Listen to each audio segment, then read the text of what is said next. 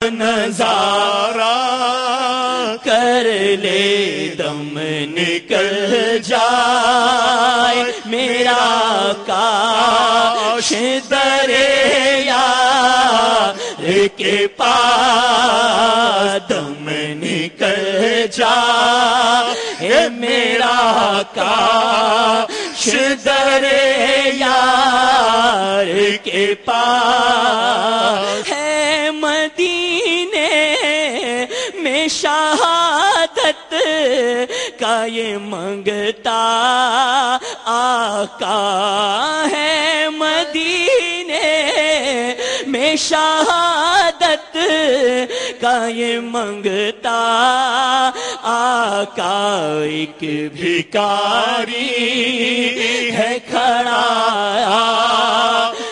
کے دربار کے پاس صلو علی الحبیب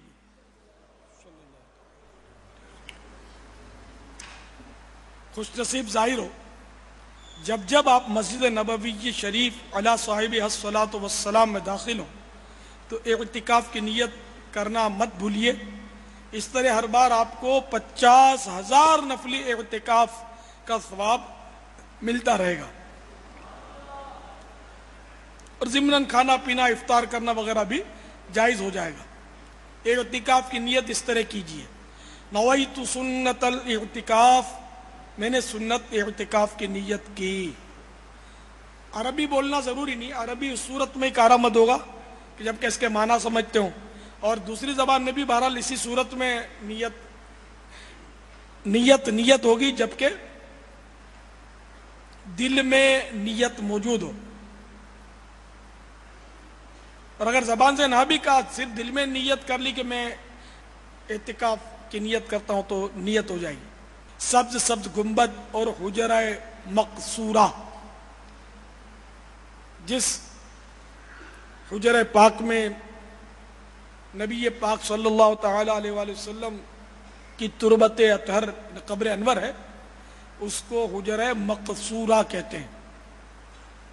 تو سبز گنبد اور حجرہ مقصورہ پر نظر جمانا ثواب کا کام ہے. مسجد نبوی شریف کے باہر کہیں ہیں یا دور ہیں تو گنبد خضرا کا جلوہ دیکھتے رہیں، اور اگر قریب بیٹھے ہیں تو حجرہ مقصورہ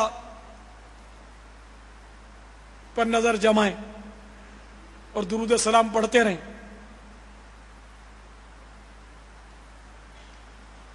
اور اس حسین تصور میں ڈوب جائیے. حجرہ مطہرہ پر جتنا ہو سکے نگاہ عقیدت جمایا کیجئے اور اس حسین تصور میں ڈوب جائیے. گویا ان قریب ہمارے میٹھے میٹھے آقا مدینے والے مصطفیٰ صلی اللہ تعالی علیہ وآلہ وسلم حجرہ منورہ سے باہر تشریف لانے والے ہیں. ہجر و فراق اور انتظار آقا نامدار صلی اللہ تعالی علیہ وآلہ وسلم میں اپنے آنسوؤں کو بہنے دیجئے. کیا خبر آج ہی دیدار کا ارماں نکلے، اپنی آنکھوں کو عقیدت سے بچھائے رکھیے. سگے مدینہ اوفیہ عنہ کو 1400 سنہ ہجری کی حاضری میں مدینہ پاک میں باب المدینہ کے ایک نوجوان حاجی نے بتایا، کہا کہ میں آپ کو بتاتا ہوں اور سیدی قطب مدینہ کو بتاؤں گا. حضور سیدی قطب مدینہ باقید حیات تھے. 1400 سنہ ہجری، واقعہ بڑا ایمان افروز ہے. چنانچہ وہ کہنے لگے کہ میں مسجد نبوی علی صاحب الصلاۃ والسلام میں رحمت عالم نور مجسم شاہ بنی آدم صلی اللہ تعالی علیہ وآلہ وسلم کے حجرہ مقصورہ کے پیچھے پشت اطہر کی جانب سبز جالیوں کے قریب بیٹھا تھا کہ عین بیداری اور جاگتی حالت میں نے دیکھا کہ اچانک سبز سبز جالیوں کی رکاوٹ ہٹ گئی اور تاجدار مدینہ قرار قلب و سینہ فیض گنجینہ صاحب معطر پسینہ باعث نزول سکینہ صلی اللہ تعالی علیہ وآلہ وسلم اپنے حجرہ پاک سے باہر تشریف لے آئے. لبہائے مبارکہ واہ ہوئے, رحمت کی فوار برسی اور الفاظ کے سانچے, الفاظ کے قالب میں یوں ڈھلی. مانگ, کیا مانگتا ہے؟ میں نور کی تجلیوں میں اس قدر گم ہو گیا کہ کچھ عرض کرنے کی جسارت ہی نہ ہوئی, ہمت ہی نہیں ہوئی. میرے مدنی ماہ صلی اللہ تعالی علیہ وآلہ وسلم جلوہ دکھا کر مجھے تڑپتا چھوڑ کر حجرہ مطہرہ میں واپس تشریف لے گئے. شربت دید نے ایک آگ لگائی دل میں, شربت دید نے ایک آگ لگائی دل میں, تپش دل کو بڑا یا ہے بجھانے نہ دیا,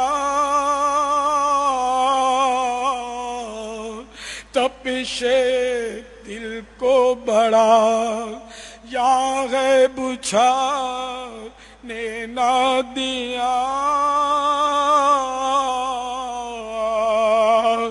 اب کہاں جائے گا نقشہ تیرا میرے دل سے, اب کہاں جائے گا نقشہ تیرا میرے دل سے, تہ میں رکھا ہے اسے دل نے گمانے نہ دیا, تہ میں رکھا ہے اسے دل نے گمانے نہ دیا.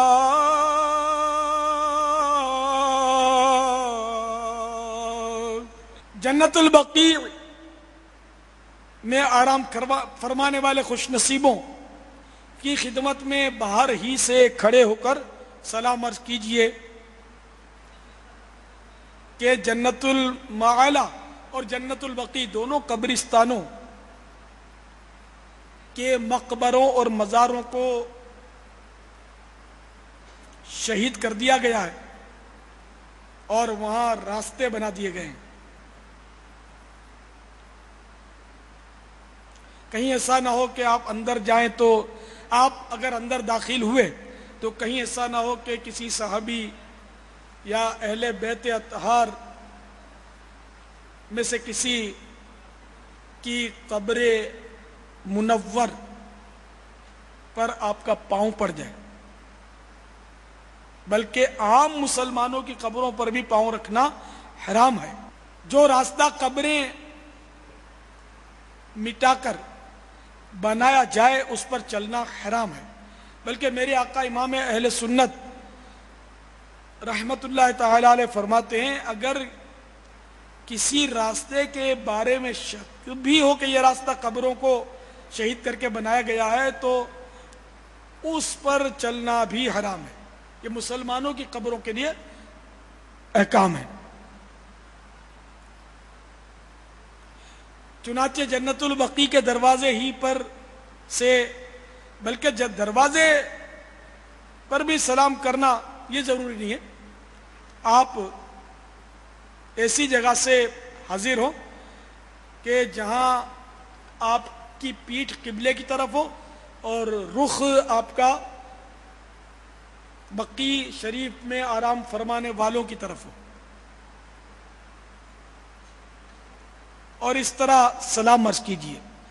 السلام علیکم یا دار قوم مؤمنین